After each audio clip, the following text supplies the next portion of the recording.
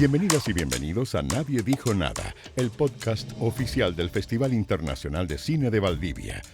Un espacio para conversar con quienes crean, filman y comparten sus películas. Una conversación sincera, sin alfombra roja. En los próximos episodios reviviremos algunos de los mejores momentos que nos dejó la edición 2024 en compañía de nuestro amigo Felipe Blanco.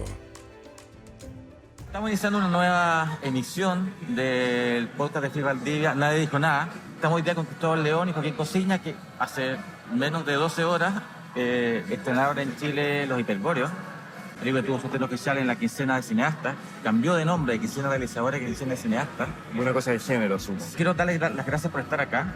Y como primera inducción, quería preguntarles cómo se sintieron en el estreno de ayer, con el público, con un poco lo que se generó, con todas las situaciones fortuitas que pasaron también después de o inmediatamente después de la exhibición. Yo me sentí un rockstar. No, me sentí muy feliz. La verdad, yo creo que es en mi sensación, uno de los estrenos más lindos que hemos tenido, donde como nos manifestaron más cariño. Era como realmente nos manifestaron cariño. A la salida, a la entrada, sobre todo porque era un público muy joven, de estudiantes de cine principalmente, o esa fue mi sensación, y sentí que estaba como que las películas que hacemos le importan mucho a esos estudiantes, y eso me alegró mucho. La verdad, fue como muy lindo, me emocioné mucho. Yo no suelo emocionarme mucho como en estas instancias, pero ayer sí, ayer estaba como muy emocionado y muy feliz. Yo creo que la gran diferencia con el estreno de La Casa Lobo es que cuando estrenamos La Casa Lobo era básicamente un estreno como amoroso con la gente que trabajó, con nuestras familias, con toda la gente que nos acompañó durante el proceso de los 5 años de producción. Era algo más emotivo en el sentido íntimo. Igual fue gente que le gustaba nuestro trabajo, pero no... O sea, estaba llena la sala igual. Sí, pero acá quedaron 300 personas afuera. Haciendo cola bajo la lluvia, ¿no? Tuvo hartos componentes. Sí. Y en el fondo como que como dice Cristóbal, yo no había sentido como, ok, hay gente que le gusta nuestro trabajo, como que vibra con la cuestión, sí, ¿cachai? Sí. Un par de personas nos pidieron fotos y yo por lo menos conté 3 que estaban tiritando. Y yo estaba como, bueno, ¿por qué está tiritando? Está emocionado.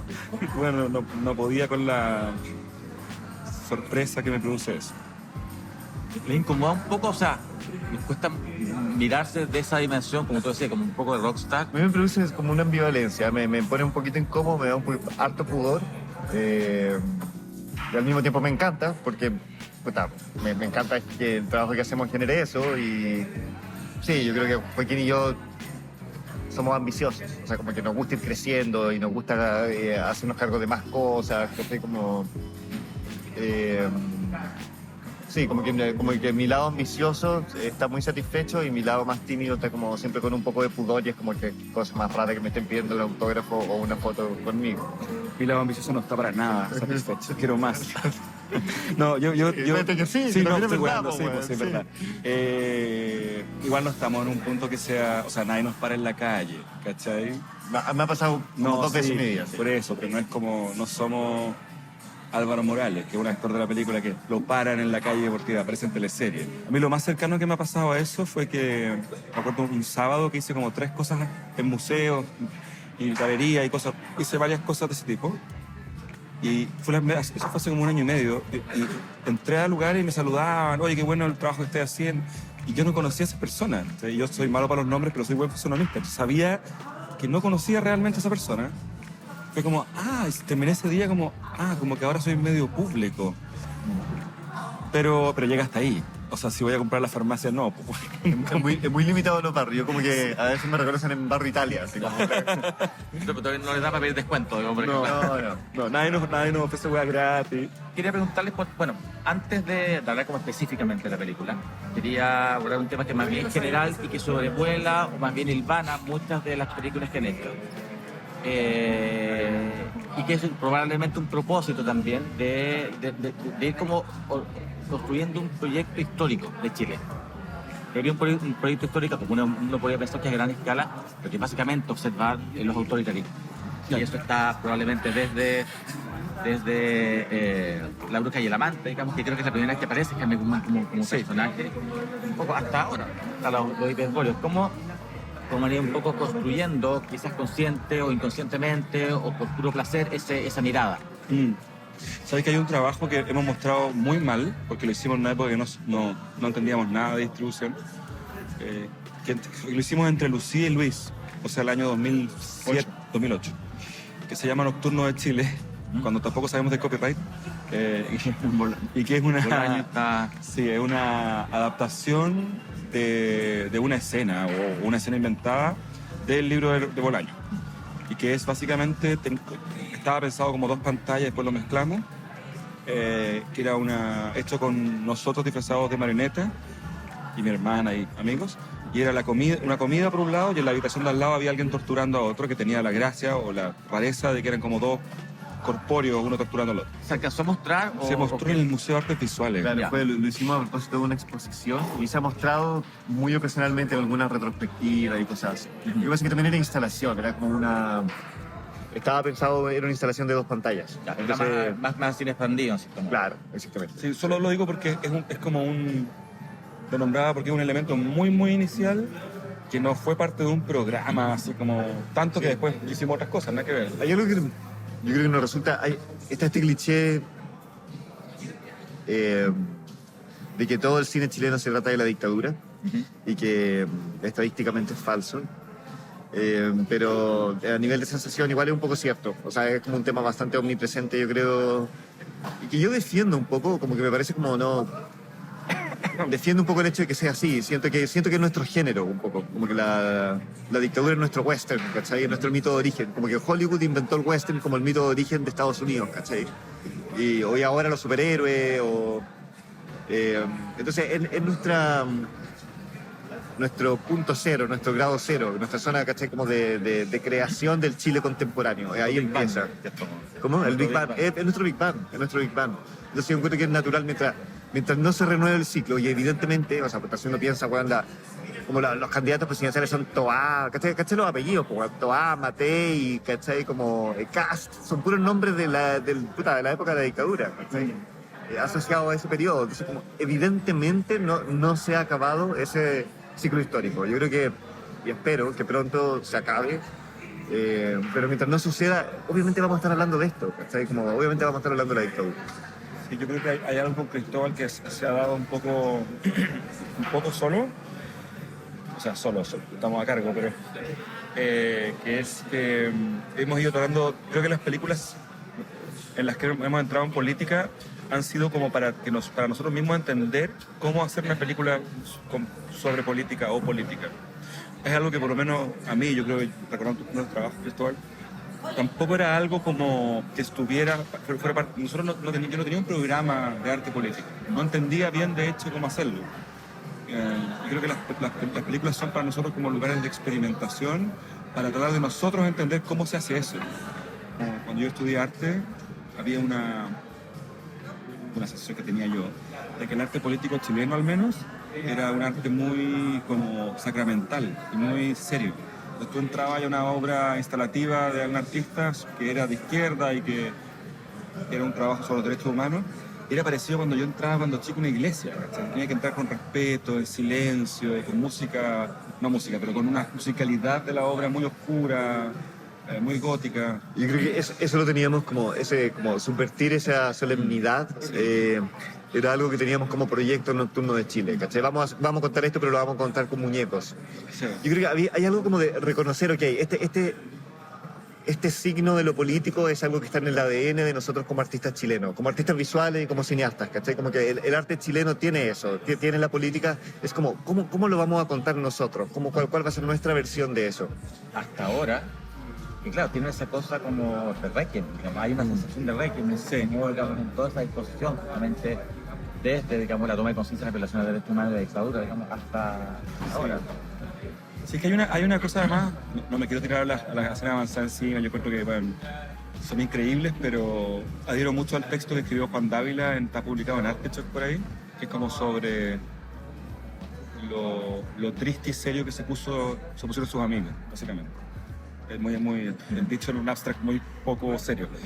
Pero hay una cosa hay una cosa en el mundo de la escena avanzada y del arte de esa época, que supongo que lo necesitaban, que es confían mucho, uno, en la seriedad del mensaje, en la solemnidad del mensaje, pero también confían mucho como en la estabilidad de los símbolos, ¿cachai? Los buenos van y ponen un cuchillo colgado de cierta manera que simboliza tal cosa, y esa como linealidad entre emisor, medio, mensaje, no sé, no me sé, se me olvidó, se me enredó el orden. Mensaje receptor. Gracias. Esa confianza en que las cosas significan algo en el origen y el espectador tiene que recibir lo mismo, es algo que Cristóbal y yo no confiamos en eso, ¿cachai? Necesitamos como dar vueltas a esas cosas y tratar de ser chistosos, ser como tristes. Claro, en otras palabras, como no... Es algo que repetimos mucho también, como no creemos que los artistas sean dueños del significado de sus obras, ¿sí? Y yo creo que nos pasó algo, la generación que nos precedía en el mundo de las artes visuales era una generación muy heredera de esta escena, ¿sabes?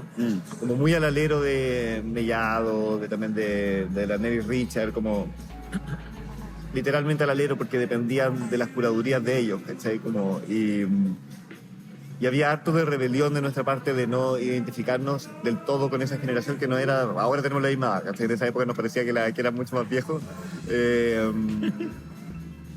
Y yo creo que fue muy inspirador para mí, pero yo creo que para ambos, las cosas de Aplaplac, las cosas que estaban haciendo el grupo Plan Z. Por ejemplo, esta versión del golpe desde el punto de vista de la derecha, como que ese tipo de cosas como que a mí me remecieron mucho y fue como, bueno, que aquí estoy viendo como un camino, ¿cachai? Eso fue como súper iluminador ahí hay un camino para hacer otro tipo de arte político. Yo me acuerdo que ese sketch en que Gumuzo hacía de Allende, sí. que Irano hacía de Pinochet, me acuerdo que el Partido Comunista los demandó. Yo cuando vi eso dije, esto es maravilloso. Sí. Como los buenos hicieron una broma de izquierda, evidentemente, y el Partido Comunista como que no entendió la talla. Y dije, acá hay algo como también, como hay algo muy rico, muy poderoso. Después hicieron 31 minutos que yo lo vi, me acuerdo de la primera vez, dije, los odio. Sí. ¿Cómo puede ser algo tan lindo? De hecho dije Aplaplac, pero era pre-Aplaplac, digamos, No, el grupo Plan Z. Sí. Canal 2. Canal 2, sí, claro. Claro, me acuerdo que efectivamente, y de hecho la defensa, yo efectivamente, y creo que fue Carcavilla, que dijo, bueno, el punto es que los centrales que no entendieron los chistes. Sí. Y eso también marcaba una diferencia, digamos, de generación. Bueno, pero Completamente. Sí, pero yo creo que ellos estaban un poquito adelantados. Bueno, es muy evidente ahora que los buenos siguen siendo muy populares en generaciones más jóvenes. Estaban como adelantados respecto a su propia generación, yo siento. Sí. Sí, porque estaban siguiendo la regla del humor también. Sí. Que tenés que ser chistoso, no correcto. Exacto. Bueno, hay un también un poco mirando esta dimensión como histórica, que también podríamos decir que parte con Portales, digamos, todo este itinerario, digamos, autoritario, y que donde Miguel Serrano, digamos, Jaime Caimán son como parte de la posta, siento. Pero también como que hay una lectura que estaba haciendo hoy día en el desayuno, y es que en cierto modo, mirando un poco los huesos, la bruja y el amante, pero particularmente la Casa Lobo y ahora los Pueblo, hay una sensación también de que lo que ustedes están poniendo cierta mirada, no sé si consciente o no, es que el registro ha estado en poder de la derecha. ¿El registro te refieres el registro el fílmico, el registro, quienes han contado su historia, pensando en que justamente hay una película filmada por Paul Schaeffer, hay, digamos, este guión, digamos, pero sin embargo, y aquí está como el contrapunto en cierto modo, en Cuaderno de Nombres es una historia que no ha sido contada y funciona como un memorial. Por tanto, está esa tensión en cierto modo de quién ha construido ese discurso oficial. Y uno piensa finalmente, claro, la historia de Chile la ha construido más o menos la derecha. En cierto modo, como todavía falta por construir una historia. Y eso creo que está en Cuaderno de Nombres, me parece que está como muy claro, como que justamente es una película que surge porque no hay memoria, no hay historia, no está contada esa historia. ¿Sabes que yo creo que la gente de derecha te diría lo contrario? Que la izquierda cree que son dueños de la historia y su interpretación. Que es lo que trataron de argumentar cuando querían meter como el otro punto de vista en el Museo de la Memoria, que era como, amigo, de verdad, no estáis cachando el tono. Pero yo creo que tiene razón de que los medios en general están dominados, hasta son los dueños técnicamente, eran por mucho tiempo todavía gente de derecha, y el discurso como de lo democrático es más de derecha, porque son los que ganaron, digamos, a la larga el partido. Pero igual hay algo, también hay una especie de discurso oficial de la izquierda que es bueno ponerle ojo para que no se dé vuelta la tortilla y diga como, esto era voy a decir algo más directo. Yo no creo que sea un problema de izquierda y derecha, honestamente, en este punto como está el mundo de agresivo en guerra, y yo digo como esto no sé cuál es la salida, pero tengo la sospecha de que no es un problema de izquierda a derecha. O sea, yo creo que lo que estamos haciendo un poco...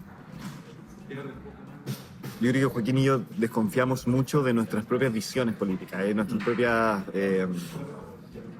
ideas de historia, y lo que hacemos para revertir eso es como hipertrofiar la subjetividad. Yo creo que eso normalmente lo hacemos por medio del humor, como en el caso de La Casa Lobo, que creemos que es chistosa, o Los Hiperbóreos. Y en el caso de Cuaderno de Nombres, también es como una hipertrofia de la subjetividad, tratándole de dar una voz como a través de la ternura, quizás, como otra estrategia, pero por ahí va. Yo creo que es como, ¿cómo hacemos como lo más subjetivo posible? Yo creo que el sueño es como ese territorio de la exacerbación de la subjetividad, pues. Entonces, como imaginamos nuestras películas como sueños colectivos sobre la historia reciente. ¿Sí? Y claro, y en los sueños no siempre uno está en el lugar correcto, ética o Uno no moralmente. está de acuerdo con lo que piensa. ¿Cómo es la frase de Caselli? Caselli, yo amo esa frase. No tengo por qué estar de acuerdo con lo que pienso. Sí, los sueños nos obligan a estar en lugares donde no queremos estar. Claro. Entonces, tampoco eso. Hay una película española, años 50, que se llama Raza, que también es como un poco, es una historia parecida, porque supuestamente, y el mito es que el guión lo escribió Franco. Seudónimo. Qué bonito. Bueno, Entonces, esto también está, y la reverencia, que bueno, el director, digamos, José Luis Sáenz de Heredia, el director, digamos, ícono del franquismo, digamos, pero claro, el mito que corre en esa película es que finalmente fue la mano de Pero ese mito está como algo que rodea la película, o está explicitado en la película. No, está en la periferia de la película. Está justamente que Franco le escribió él, porque básicamente es una película de propaganda. Entonces, el mito es que... Bueno, aunque no la haya escrito él, igual la escribió él. Claro, está como esa ¿Y es sobre Franco? ¿Franco es un personaje en la película? No es un personaje, pero es un poco es como el sentido problemático, digamos, de todo porque más Franco, digamos, no pasó por etapas de gobierno, digamos, a veces no gobernaba directamente él, digamos, sino que tenía esa... Pero está ese mito que la película, el guión lo escribió Franco, y ese dato, digamos, que Franco escribió un guión para una película y ya como que convierte esa película en algo increíble. Y se llama Raza. Raza, se llama del año 50. Sutil. Sí. Vamos a hacer un alto, estamos con Cristóbal León y Joaquín Cosiña, y nos volvemos a encontrar en un par de minutos. Cuando crezcas, tendrás un amante. Ese amante será tu perdición. No te dejará tranquila hasta que pierdas la respiración. No debes dejarlo entrar a tu casa. Escucha bien, mujer. No le hables, ni hables de él.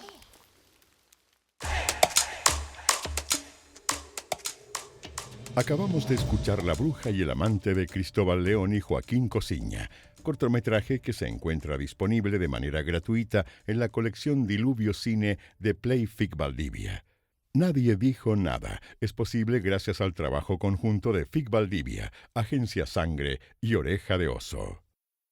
Mira, estamos de vuelta, se escuchan sonido ambiente porque estamos en la Carpa Cesc haciendo esta entrevista, precisamente, insisto, 12 horas o menos del estreno en Chile de Los Hiperbóreos.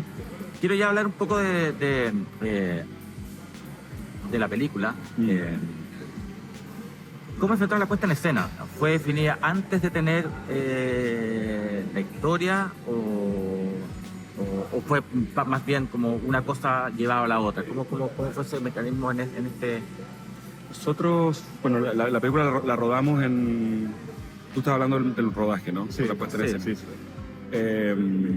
O de la concepción, digamos. No, pero es que sé que ese término lo usan en el texto de cine de otra manera, creo, no me acuerdo. ¿Puesta en escena? Puesta en escena, ¿no? Sí. No, yo creo que se refiere a eso. Sí, Se refiere a claro, eso, sí. ya. ¿Cómo está hecha? Sí. Nosotros con la casa Lobo la rodamos en unos 15 lugares de exhibición, en el que básicamente trasladábamos nuestro taller de trabajo a lugares públicos o tan públicos como una galería comercial, un museo, sí también. centros culturales. Y nos pareció buena idea grabar nuestra segunda película con actores, también en un espacio público. Y teníamos el plan de grabar en Matucana 100, que fue lo que hicimos, otro guión. Estábamos trabajando en él, que de hecho ahora sí lo vamos a rodar este otro año, que es un guión que en esa época se llamaba Los Ángeles, y ahora se llama La Plaga. Pero unos 2-3 meses antes del rodaje nos dimos cuenta que ese guión necesitaba más trabajo y que nosotros no estábamos... Más trabajo y más plata, yo creo. Más plata, Sí. que tampoco ha pasado mucho, Bueno, pero... bueno. No, pero si no... sí, hay más plata, hay más plata. Sí. Pero la cosa es que hicimos una especie de botón de pánico. Explicamos a la Antonia Giesen que no íbamos a hacer la película que le mandamos el guión, pero que ahora íbamos a hacer 2 con ella. Y escribimos muy rápido, como en 1 mes y medio, el guión de Los Hiperbóreos. O sea, lo escribimos en base a una base Claro. que ya existía, lo finalizamos, le dimos como lo redondeamos. Ya estamos antes de pandemia o durante la pandemia. Durante la pandemia Ya. escribimos un gran guión que se dividió en 2 siameses, Ya, claro. 2 siameses separados, porque eran La Plaga y Los Hiperbóreos. Y un poco Los Hiperbóreos, puta, nos dimos cuenta que teníamos un guión que tenía demasiadas ideas y demasiadas subtramas y demasiadas vertientes. Y Los Hiperbóreos fue como el siamés político, el siamés como de la mitología política local, y La Plaga fue lo que quedó el resto, ¿cachai? Y el resto es, claro, una historia de Una amor, historia de amor, y sí. sobre cambios de género cinematográfico. Pero no hay continuidad, al principio no hay continuidad entre las dos películas. No, Hay Salvo, una escena digamos, que funciona como una especie de vértice o como Ya, de... de- Pero no hay nada, no tiene nada que ver, no Ya. tiene nada que ver. o sea, tienen algunas cosas como de concepciones de puesta en escena. Ya.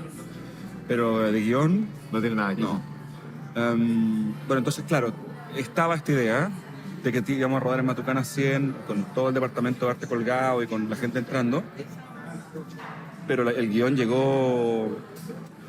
En el fondo, el guión y la manera en que lo rodamos, o la concepción, el diseño de la producción, fue en el contexto de que ya sabíamos que íbamos a rodar frente al público y que era una especie de plano secuencia sueco, como le llamamos, plano secuencia pésimo, y que queríamos mostrar cómo se grababa la película, etc. Pero contestando tu pregunta más directamente, en este caso no, porque en La Casa Lobo yo creo que hubo un entrelazamiento mucho más como sucediendo al mismo tiempo de guión y manera y puesta en escena. ¿Cachai? Como en este caso fue mucho más como que la concepción del guión fue previa.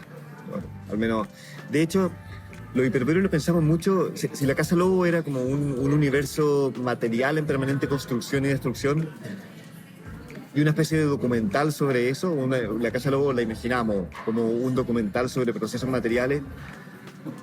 Los Hiperbóreos lo imaginamos como una especie de documental sobre nuestra incapacidad de escribir un guión. Entonces se trata mucho más de la escritura, yo siento, los Hiperbóreos.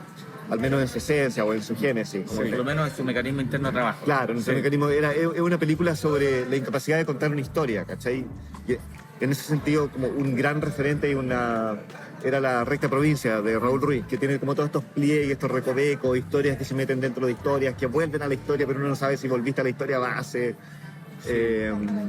Esa era un poco la estructura que teníamos en mente y era porque efectivamente durante la pandemia, enloquecidos, cada uno en su casa, la Ale en México, escribimos como 5 versiones de guión de películas que completamente reseteábamos, ¿cachai? Bueno, hay una obra que hicimos y que yo siento tanto, es de las pocas esculturas que me da pena que ya no existe porque era básicamente desechos, tornillos y un par de huevas, nos invitaron a exponer una obra que se llamaba Sísifo ¿Mm?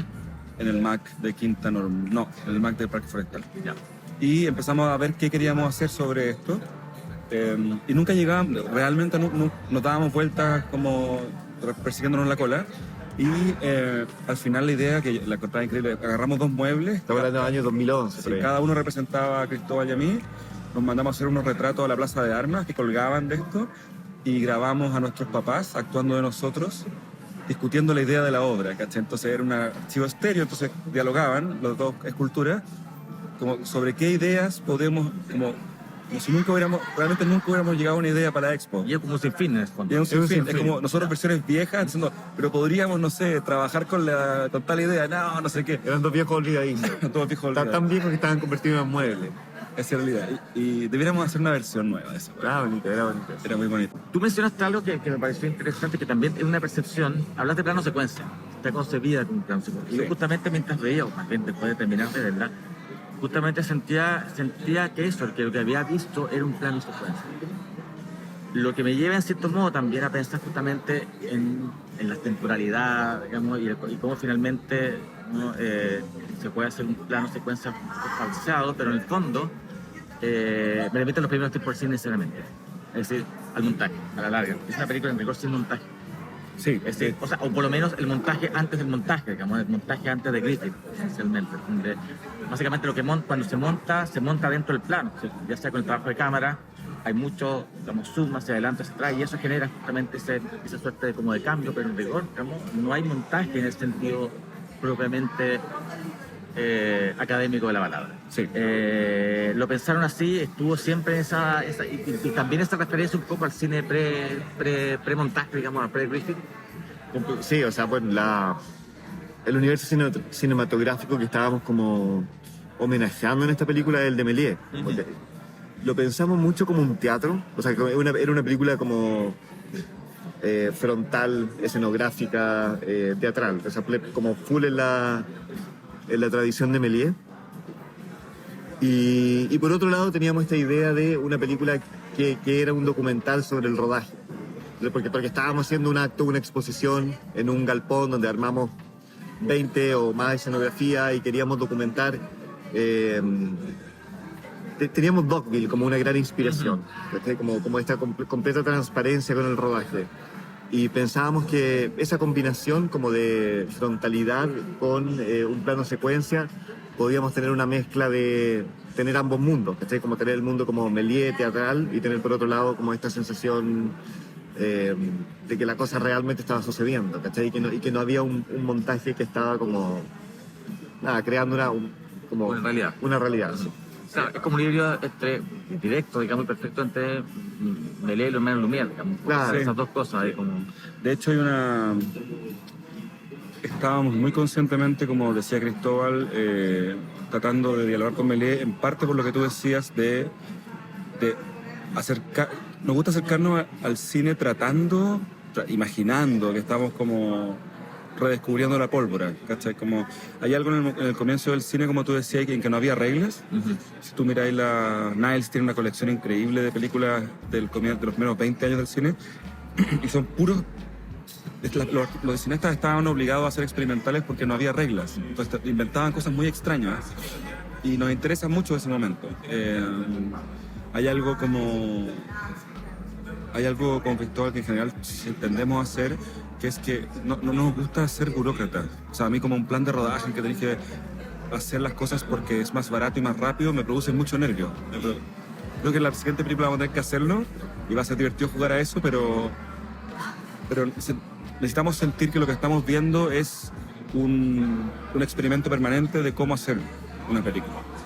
En este caso decidimos jugar esa regla como del plano secuencia para no estar justamente dialogando con este cine ya de la lógica de la edición. Sin embargo, la película aterriza a ese mundo un poco. La parte final es el laboratorio es una película un poco más por corte. Hay algo que me pasa a mí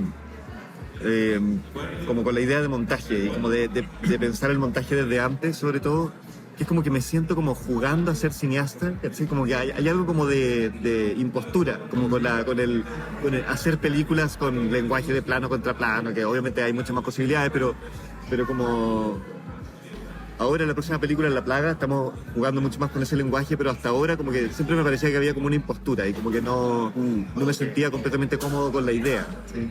No se sientas digno de estar en ese escenario, digamos, había como algo medio falso, bueno, ahora vamos a jugar a ser cineastas, entonces vamos a filmar como son las películas, ¿cachai? Era como, puta, pero ¿por qué vamos a hacer eso? ¿Cachai? Como... Sí, de hecho, una de las dificultades, dicho con cariño esto, no contigo, sino con el equipo, una de las dificultades para nosotros era que todo el mundo en los rodajes quiere hacer las cosas bien. Y es muy confuso eso para nosotros, porque no nos gusta, o sea, nos gusta trabajar y hacer las cosas profundamente mal con cariño, ¿cachai? Con trabajo. Entonces, tener un montón de gente que quiere hacer las cosas bien, que quiere que las cosas estén en foco, que quiere que la cuestión esté bien iluminada, a mí me confundía mucho, pero bueno, soy una persona medianamente empática, entonces estaba bien que la gente hiciera su trabajo y la película quedó hermosa a mi parecer, por el trabajo de esas personas. De hecho, hubo un engaño involuntario que la película la filmamos en 4/3. Entonces, cuando nuestro monitor tenía unos masking a los lados y había unas zonas que supone que no estaban realmente en la película. Y después cuando estábamos viendo la película... Y bueno, eso hizo que la directora de arte, que la directora de foto, como que desatendieran esos márgenes, ¿cachai?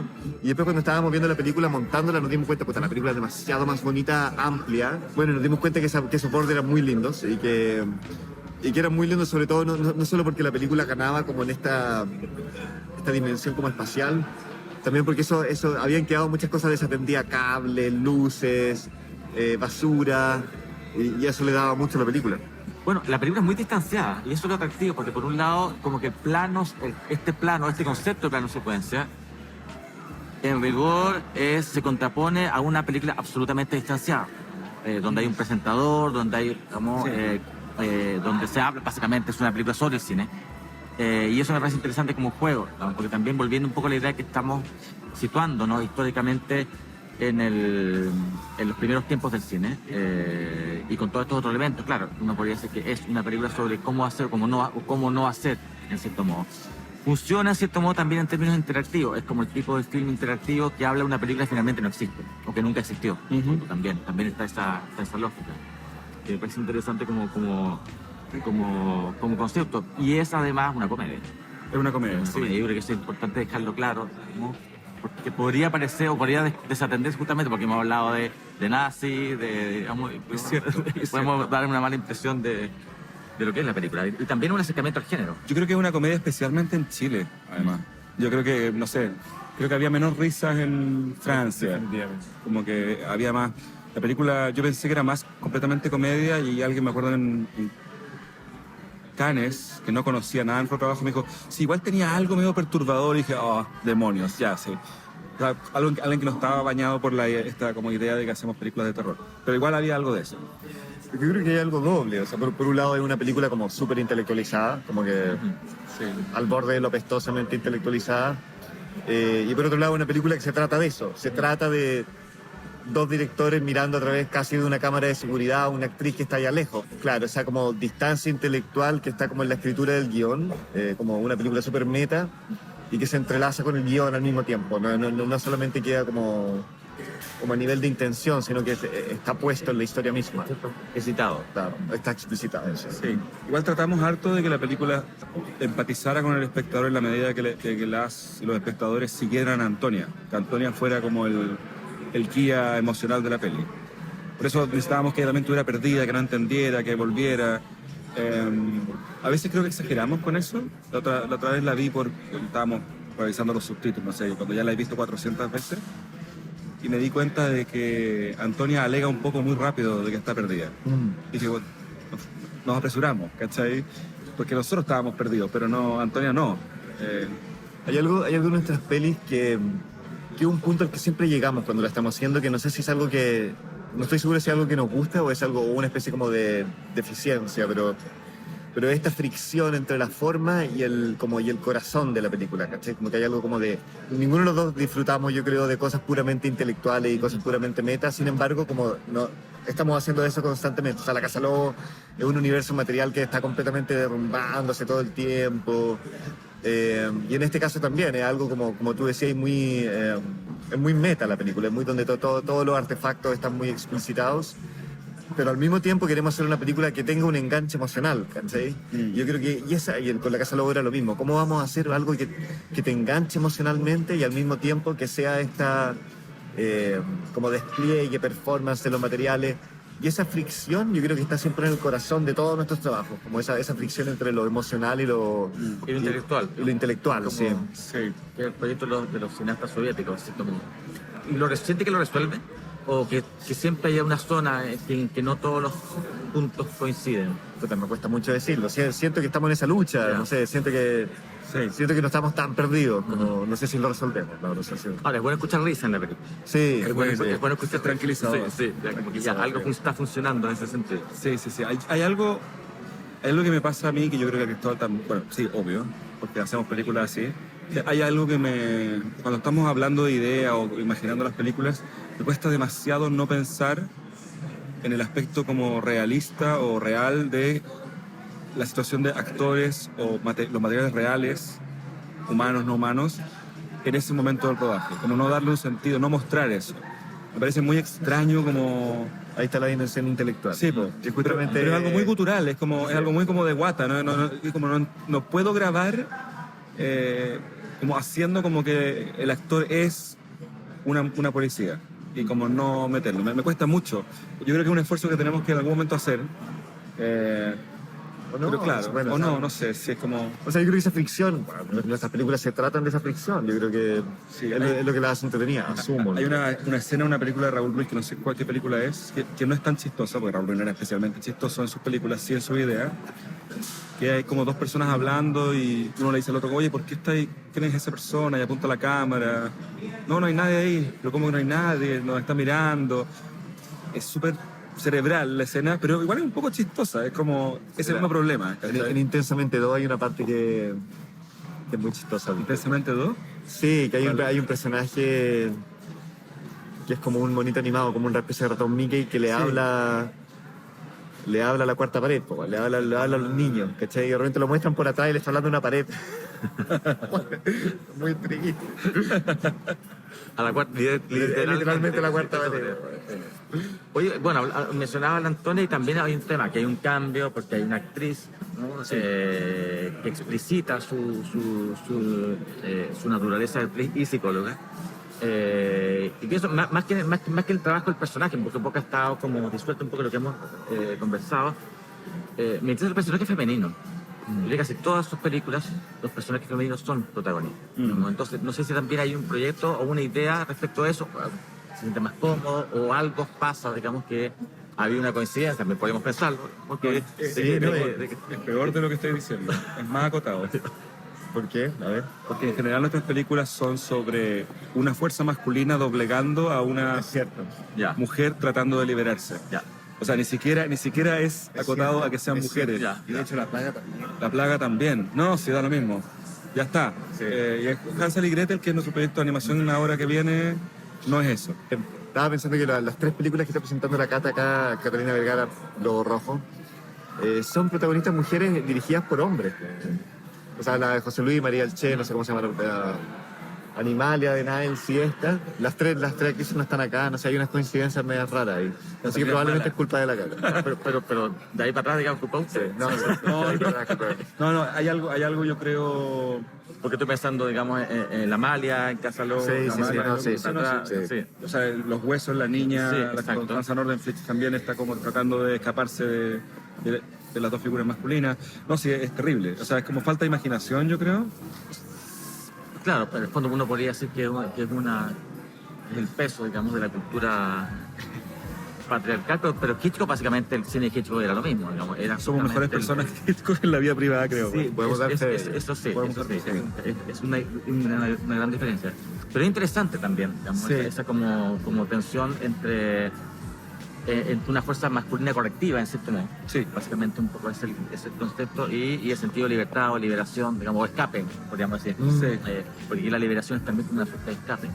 Sí, a mí me cuesta mucho pensar en nosotros en términos feministas porque he aprendido que uno sale muy mal parado cuando empieza a argumentar esas cosas.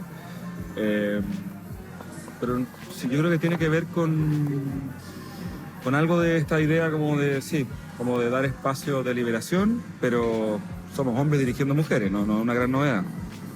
No, yo creo que es un terreno, en Cristóbal tenemos siempre muchas ideas, pero tenemos como puntos de apoyo muy fijos. Y uno de estos es esta relación entre hombre o figura masculina opresora y mujer tratando de escapar. Que está como... No están los primeros cortos, en realidad, pero los tres trabajos que hemos nombrado harto, Los Huesos, la Casa de Lobo... El de Lucía es como Sí, no es exactamente lo mismo, pero también es una niña atemorizada por una figura masculina. Que es Luis. Sí, es Luis, sí. Sí. Si seguimos escarbando es peor. No, la bruja y el amante es lo mismo. Es una Sí, bruja el tratando de amante, evitar una figura el masculina. templo también tiene harto de eso. Pura dominación masculina. Igual, espérate, hay algo yo creo que...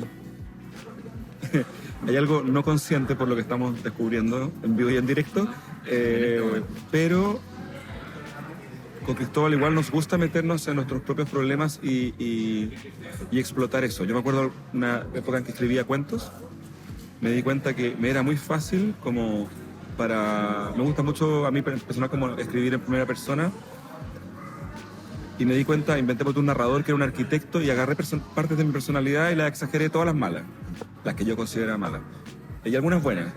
Y es muy fácil, es como... Es muy sencillo si te piensas a ti mismo y exageras a un monstruo.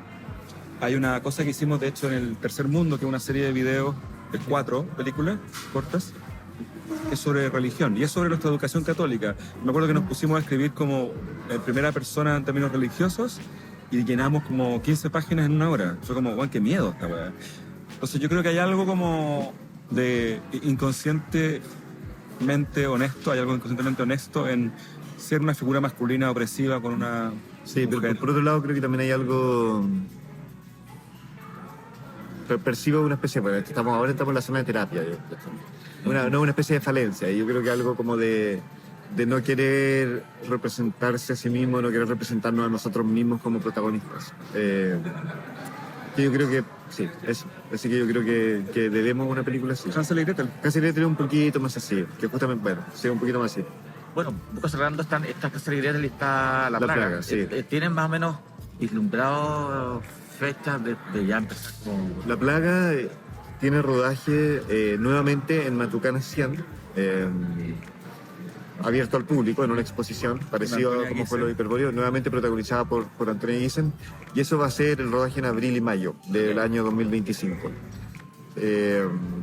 Y de Hansel y Gretel es un proyecto un poquito más a largo aliento, calculamos que nos vamos a demorar 3 años probablemente. En La Casa Lobo nos demoramos 5, pero esta película debería ser un poquito más rápido. La Plaga es una peli de live action, ficción. Hansel y Gretel es una peli de animación. Hansel y Gretel es La Casa Lobo 2, La Plaga es Los Hiperbóreos 2, para que se entienda. Estamos a tiempo de cambiar el nombre.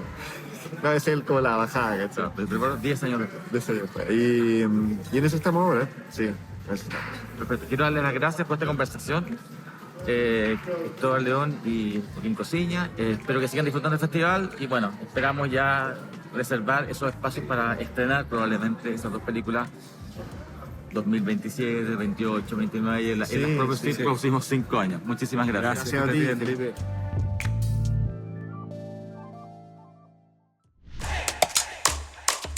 Esto fue Nadie Dijo Nada, el podcast oficial del Festival Internacional de Cine de Valdivia.